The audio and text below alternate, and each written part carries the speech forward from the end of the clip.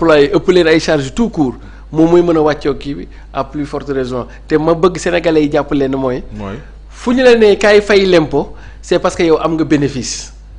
léegi nag il faut peut-être être je veux pas utiliser le mot. d'une certaine cupidité pour ne pas mais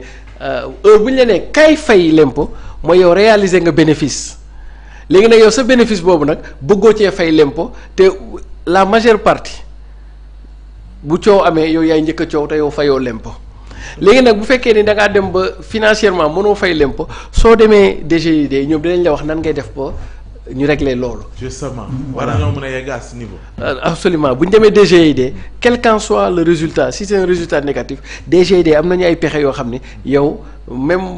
dinañ la trouver benn formule nga fay parce que loolu du la wàcc. tant que yaa ngi nekk entreprise du la wàcc kon man c'est un débat très malsain. pour man que des patrons de presse brandissent l'affaire xam nga Sénégal. mais il va de la survie ci seen entreprise. voilà très bien maintenant nag ñoom waruñu très bien non d'accord na mais ils ont angle bi ñu dugal moo baaxul. ça veut dire que ils doivent en appeler au gouvernement ñu jéem a xool comment réformer CNRA mais pas ay bàlle ñu suñu impôt wala du ñu fay impôt wala dañ ñoo diggoon ni dañuy may impôt yi parce que loolu c'est malsain. est-ce que comprendre nga. parce que su ñu la mayee tey impôt bu ñu la ko baalee tey ëllëg du la wàcc est-ce que comprendre nga. kon donc mieux vaut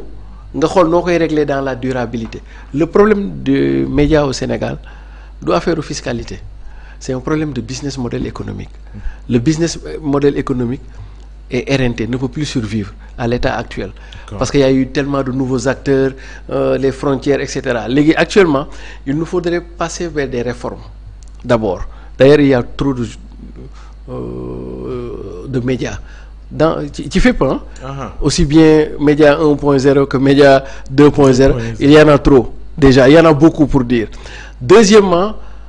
sans une haute autorité ou un conseil national qui va prendre en charge la presse, disons la presse écrite, l'audiovisuel et les médias 2.0, donc je mets même l'audiovisuel et la publicité. ñu amaat beneen genre partage de revenus sur la question publicité. On va tourner toujours en rond mooy li ngeen di def ni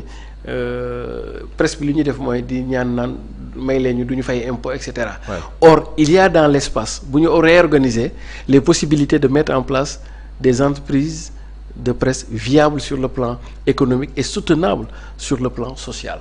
C'est-à-dire que ñu am ay recrutement am ay conditions voilà très bien c'est-à-dire que publicité bi nii il faut que ñu xoolaat ko RTS mu am benn niveau bu ndaw sinon sax mu génn ci complètement ñu am benn structure boo xam ni mooy capter avec un cahier de charge très précis ñi ko mën a réussir ñooñu ñu financer leen à travers la publicité et cetera ñeneen ñi ci des nag on les interdit carrément de faire la presse classique comme l'on dit ou bien de faire autre chose quoi que de l'information quoi il faut aller faire autre chose c'est-à-dire que il faut à la fois de l'assainissement et un accompagnement en termes de management stratégique mais du ay Macky Sall moom xam nga d'ailleurs lan moo tax mu graaw te foofu la ñuy tëjee ñoom dañu war a am gàcce sax di ne Macky Sall moo ñu ko waxoon xam nga lu tax parce que y a rien de plus illégal que di wax ni Macky Sall moo ñu ko digoon Macky Sall loolu du cëram xam nga Macky Sall lan mooy cëram décret mais la loi de finance ak tout ce qui est l'impôt c'est une matière exclusive de l'Assemblée nationale c'est-à-dire que Macky Sall moom son pouvoir discrétionnaire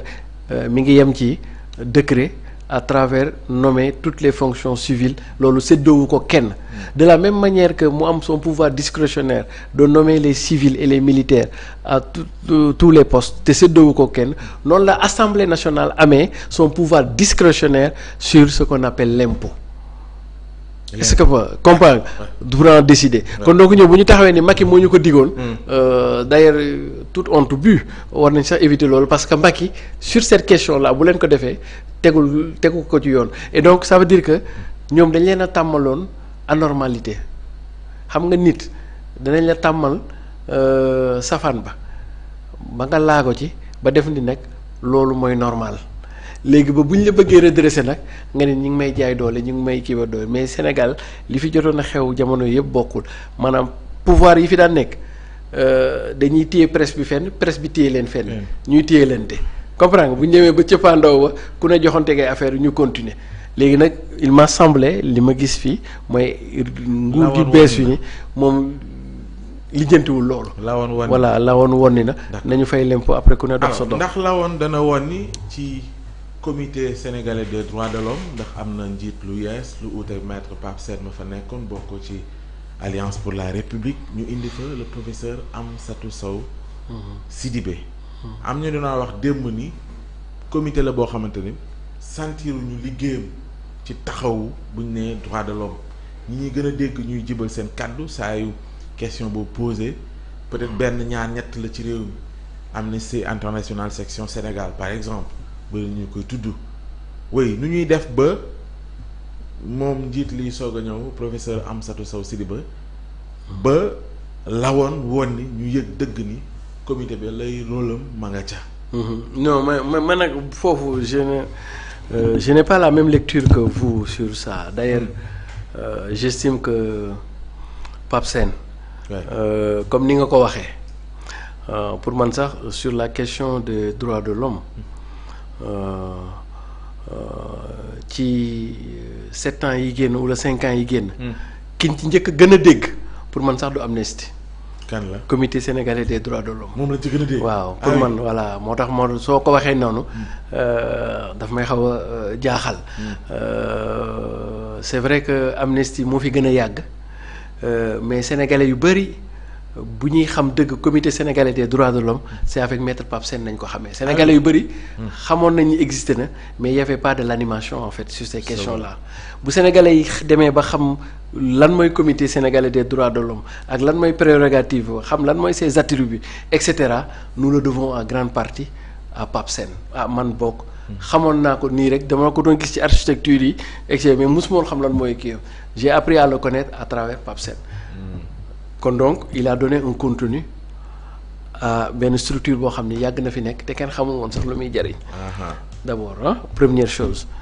deuxième chose aussi ma jàpp ni sur toutes les questions essentielles yoo xam ni au cœur mi ngi woon affaire droit de l'homme suñ ko dee natt Sénégal daanaka day nekk depuis 2019 disons-le comme ça moo avec des points de pic 2021 2022 et cetera su ngeen ko xoolee Pape Sène est souvent revenu dans les médias pour donner la position du droit. Je ne pense pas que de par sa position que nga mën ci lire fondamentalement directement benn position de nit ku far. Par exemple quand j'entendais maître Pape Sène parler, je voyais plus le technicien du droit que le militant du seen parti bi nu mu tudd sax APR. Voilà ça moom il faut le concéder même s'il n'en demeure pas moins que dafa am fu mu far mais boo leen ko xoolee bu baax à chaque fois parce que man partagé naa ak moom émission Seneweb banc public mais rien dans son argumentaire et dans ses développements yuy ngay dem ba le militant parti politique prime sur le technicien du droit parce que c'est une affaire éminemment juridique pour ne pas dire judiciaire man les rares plateaux 2 ou 3 plateaux yi ma partagé ak moom je reconnais quand il parle je reconnais quelqu'un qui est épris de ce qu'on appelle les droits de l'homme les droits humains disons-le comme ça je retiens surtout de lui le juriste qui parle que davantage l'homme politique même si je sais qu'il appartenait à un parti politique qui s'appelle APR mais le jeu partisan à mon avis et peut-être beaucoup vous le diront n'a jamais pris le dessus sur le jeu technique voilà sur le jeu technique ça moom je peux le témoigner voilà ça moom je peux le témoigner. kon ci Amsatou Sow Sidibé bu ñëwee professeur continuité lay doon. Non chacun avec son style mën na bañ a doon continuer chacun avec style kon donc man je salue à titre personnel nous góorgóorlu nous saluons à titre personnel tout le travail que Maître Pape Sène a eu à faire, d'abord pour nous permettre de mieux comprendre c'est quoi le comité sénégalais des droits de l'homme. Et à travers les événements qui ont eu lieu 2021, 2022, 2021, il nous a permis de mieux comprendre la protection des droits de l'homme, les conventions, les lois, etc., les aspects juridiques, les aspects, disons, sociaux, etc. ñi mooy fan la taxaw ñi doon jàpp ci mois yi nga doon wax noonu moo xam takk der yi am position wala boog taxawaay bu ñu am si ñoom bu ñu saluwul ñeneen droit de l'homme yi ñaawlu ko souvent dañuy wax ni fan la nekkoon lu tax mu noppi ci ak yeneen yi ko niru non yaakaaruma mu noppi parce que non attends